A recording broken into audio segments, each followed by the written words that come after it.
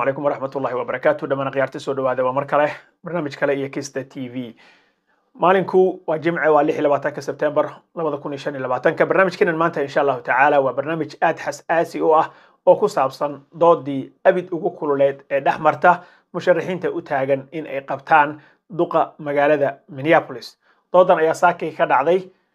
Minneapolis waxaana su'aalaha badankood iyo jawaabahaba iyo weerarka wax isku hayay ugu badnaa Umar Fateh iyo Jacob Frey oo ninka hadda ku fadhiya kursiga ah waxa la weydiiyay su'aalo aad iyo aad u fara badan waxaana ay aad iyo aad isugu weerarayeen labadan musharax ayaa waxaad moodaa in weerar gooniya uu ka dhaxeeyay oo si adag u wada hadlayay iyaga oo midba midka kale uu ku cadeynayay waxa uu qaban doono iyo wixii uu ku fail garoobay oo uu qaban kari waayay marka Senator Fateh oo hadda isaga Senatka Minneapolis ama Minnesota State Minnesota ku jira oo aad wada ogtihiin inuu nin yahay wax badan soo qabtay xag markay noqoto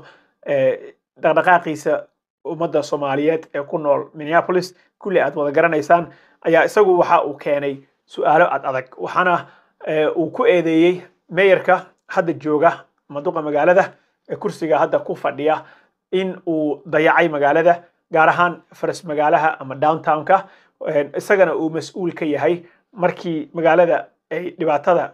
qabsatay oo dadka dhanba ama dalka dhanba ay ka dhacday arrinkii pandemiga in uu ka shaqeyn kari waayay inuu dib u soo celiyo oo dib u soo nooleeyo Fateh ayaa weerar adag ku qaaday waxa kale oo uu weerar kaga qaaday dhanka in mayorka hadda fadhiya Jacob Frey uusan xiriir fiican la lahayn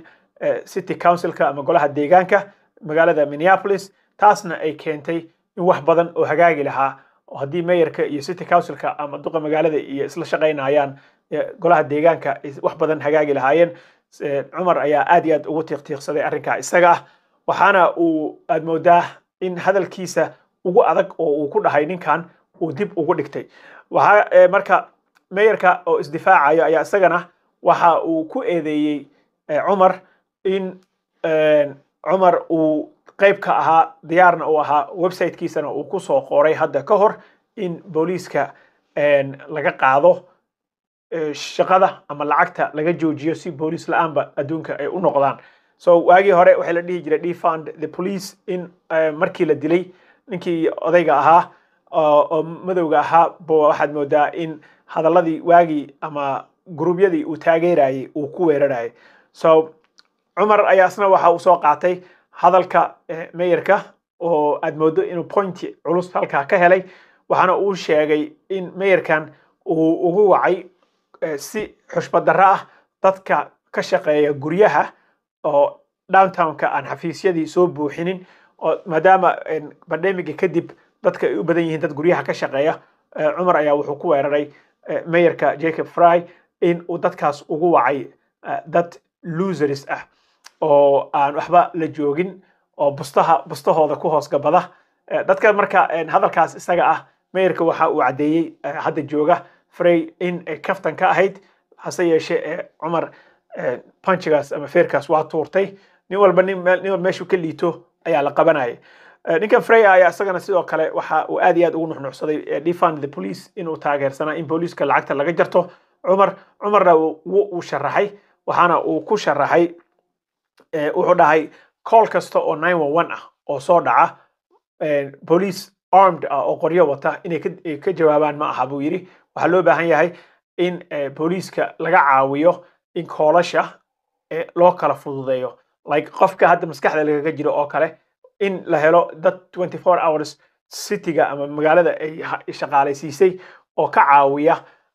booliiska in hadii callka uu yahay call ku saabsan arrimaha qof dhimirka laga jiro oo kale oo mental health issue uu yahay in police officer oo qori wata loo diro oo booliiska laga mashquuliyo crime-kii kale ama dambiyadii kale ma aha ayuu ku jawaabay marka waxaan sameynayaa buu yiri Umar hadii aniga la i doorto waxaan keeni doonaa buu yiri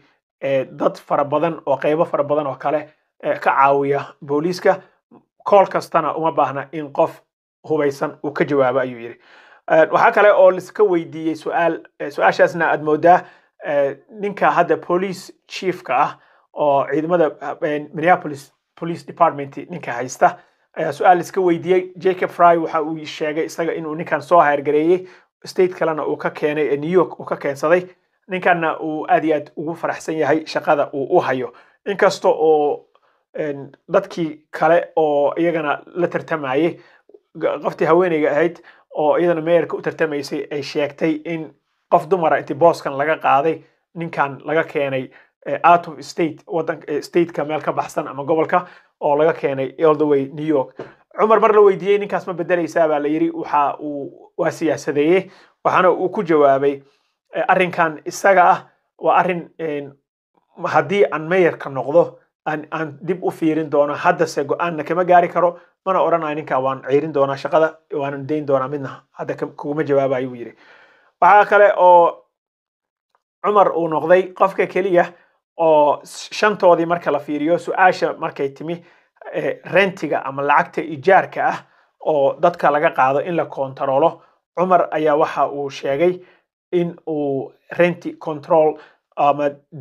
kirada guryaha laga bixiyo in la kontaroolo kaligiis. Afartoodii kale waxay isku raaceen in aan la kontaroolin rentiga oo maaragtay aan sharci laga soo saarin kirada guryaha lagu degan yahay. Marka Cumar ayaa wuxuu sheegay inuu St Paul laga baran karo cashir fiican sida ay u sameeyeen waxyaabaha barkood in dadka guryaha iska leh si rentiga ay u raqiisiyaan incentives la siiyo ama waxyaabo maaragtay u sahlayo in arrinkan loo sameeyo sidaas la mid ah haddii wuxuu yiri dawladda ay garab istaagto dadka dhisa guryaha oo developerska loo yaqaano ayagana waxa ay sameyn karaan buu yiri in rentiga hoos loo dhigo. So Cumar ayaa kaligiis wuxuu noqday qofka arrimaha rentiga difaaca oo kaligiis ayaa ka soo haray afartii kale waxay sheegeen inaysan wax dana iyo xaaje atoona aysan ka lahayn kirada meelahaas. Waxa kale oo kulligood shantaba ay isku raaceen in weerarkii ay ku soo qaaday ICE wadada Lake Street ay ka wada xun yihiin oo arrinkan iyaga ah oo Mexican restaurantiga ku yaalay South Minneapolis Mexican restaurant oo Lake Street ku yaalay arrinkaas in uu ahaa qalad laakiin waxaad moodaa Cumar in uu xoogaa ku yara daray in mayorka uu responsibilitygiisii ama mas'uuliyadiisii uu qaadan waayay. Waxaan rabnaa buu yiri in mayorka oo isdifaacayo hadda jooga ama duqaad magaalada hadda jooga Jacob Frey ayaa wuxuu sheegay in maadaama aysan la shaqaynaynin iyaga federaalka oo aysan caawinaynin arrimahan dawladda federaalka ay wadato in iyagana ay joojiyeen inay u sheegaan marka ay imaanayaan oo howlaha ay qabsanayaan ama ay weerar rabaan meelaha barkood. Marka arrinkaas shacabka iyo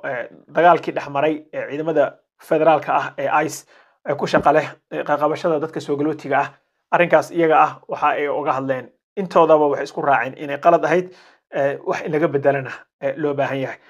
Waxa kale oo aad iyo aad loogu kala ra'yi doonaa dadka homelesska ah oo aan guryaha lahayn oo banaanada degan oo teendooyinka dhista. Tan arrinkan isaga ah waxa Cumar uu ku eedeeyay ninkan Jacob Frey in uu u isticmaalay ciidamo hubeysan oo military oo kale u diyaarsan oo daraawiish ah in uu geliyay meelaha dadkaas ay deganaayeen. Arrinkaasna wuxuu sheegay in arrin shaqaynayo uusan ahayn dadka mar la weydiiyay maxaa su'aal laga weydiiyay la dhahay maxaad adiga ka qabanaysaa ama ka bedelaysaa mayorka waxa uu sameeyay wuxuu sheegay in dadka ay u baahan yihiin in la sameeyo system guriyeen ah oo guryaha dadka lagu geeyo oo loogu raadiyo meel ay degaan meelaha barkood hal candidate ama hal musharax oo halka kaliya oo qof oo dumarka ah ayaa waxay sheegtay in afartan kalaba weligood aysan noqon guri la'aan oo homeless noqon ay iyadu tahay qofka kaliya oo homeless noqday dareemi karana qabowga Minneapolis iyo dhibaatada ku hoos noolaashada buundooyinka waxa ay tiri meelaha marka in guryaha barkood waaweyn oo hadda cidlada ah ama xafiisyada in laga dhigo ama nursing homes meelaha dadka waaweyn lagu hayo oo hadda eberka noqday pandemic kadib in loo bedelo meelo dadka ay degaan oo lagu dhaqaalo lagu xanaanayo. Waxa Faatax su'aalihii ugu adkaa la weydiiyay in xaaskiisa ay qayb ka ahayd kambaniga hadda maalinka dhaweyto asbuucii la soo dhaafay dadka 8 qof laga xirxiray oo arrimaha guriyeynta ahaa oo ku saabsanaa housing stabilization services baa la yiraahdaa programkaas in uu odaga qayb ka ahaa baa lagu eedeeyey ama su'aal laga weydiiyey hase yeeshee waxa uu sheegay in xaaskiisa ay ka tahay ku-xigeen ama assistant arrinkaas laakiin isaga uusan wax shaqo ah ku lahayn waxaa kale oo lagu eedeeyey odaga in bill hadda ka hor uu hor keenay senatka Minneapolis uu wax ugu raadinayay in programkan funding ama lacag loo helo si xaaskiisa iyo dadkiisa ay uga faa'iidaan meesha wax la isu reebanaya ma lahayn dooda aad bay u kululayd Faatax ayaa wuxuu kaga jawaabay Care 11 TV-ga la dhaho ama website-ka la yiraahdo ama journalkaasba qoraalkii uu ka qoray arrinkaas isaga ah oo uu ku sheegay in ay tahay oo journalka naftiisa ku sheegay arrinkaas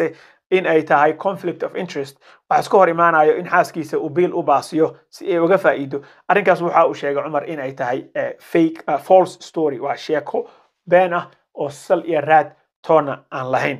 marka waxa uu sheegay biilkaas waxaan ugu talagalay buu yiri in aan state-ka applicationada faraha badan oo dadka guryaha low income ka ah dadka section 8 ka sugayo adig guryaha dawladda dadka sugayo oo backlog faraha badan in uu rabo in wax ka qabto waxa kale oo uu sheegay min saldhigiisa oo uu ku leeyahay campaign-ka ama ololihiisa lagu qoray arrimo islaamka ka soo horjeeda oo sawirro lagu qoray ama wax lagu dhadhajiyay oo graffiti lagu sameeyay qoraaladaas oo maaragtay u ahaa hanjabaad loo hanjabayo isaga arrinkaas wuu ka hadlay waxa kale oo uu ku soo celceliyay oo hadalka ku adkeeyay markii ugu dambeysay in mayorka hadda joogo sida isaga hadalka u dhigay weeye uu yahay nin mas'uul aan ahayn nin beenaale ah liar buu ku sheegay oo maaragtay been badan waxyaabihii campaign promiseski ama markii tookadii hore uu ordayay uu ballan qaaday oo dhanna kama uusan maaragtay dhabayn oo positionadii wixii sidii bay weli qabyo u yihiin buu yiri Cumar ayaa aad iyo aad ku adkeeyay hadalka ugu dambeeyay oo ugu adkaa oo dhahayna waxay ahayd ninkan nin la aamini kara ma aha waxyaaba hore uu ballan qaaday oo dhanna uu ka tallaabsaday buu yiri marka arrinkan labadooda ayaa ugu maaragtay meesha ugu tun weynaa markay noqoto hadallada iyaga ayaana maayga badana isu jawaabayay midba weerarayay dooda marka sidaas ayay u dhacday sidaas ayay uga kala jawaabeen marka Cumar waxaa moodaa inuu chance fiican uu leeyahay mayorkana waa arki doonaa hadduu ilaahay idmo haddii aad nagu cusub tahay subscribe to the channel hadaa hore noola joogta like and share the video waa idinka mahad celinaya wassalaamu calaykum waraxmatullaahi wabarakaatuh